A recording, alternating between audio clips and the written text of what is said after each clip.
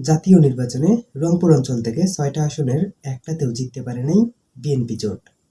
এ কারণে সেই রাগ এবং সেই ক্ষোভ থেকে এবার রংপুর অঞ্চলকে বৈষম্যের শিকার করল আমাদের বিএনপি সরকার।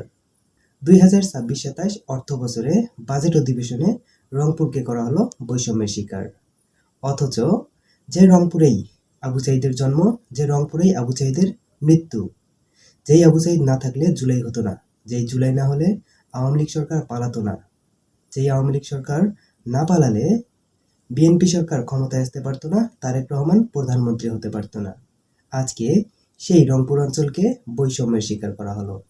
এটাই হলো আবু সাঈদের রেখে যাওয়া নতুন বাংলাদেশ। রংপুরের মানুষদেরকে আমরা মফিজ বলি। আসলেই কি রংপুরের মানুষ মফিজ, নাকি তাদেরকে মফিজ বানানো হচ্ছে? রংপুরের মানুষ সৎ, রংপুরের মানুষ নিজের বিবেককে বিক্রি করে দেয়নি। তারা চাইলেই বিএনপি জোটকে নির্বাচিত করতে পারত, কিন্তু তারা সেটা করেনি। তারা কারো করুণায় উন্নয়ন করতে চায় না। হ্যাঁ দর্শক, রংপুরের মানুষ সত্যিকারেই প্রতিবাদী, অন্যের বিরুদ্ধে প্রতিবাদকারী।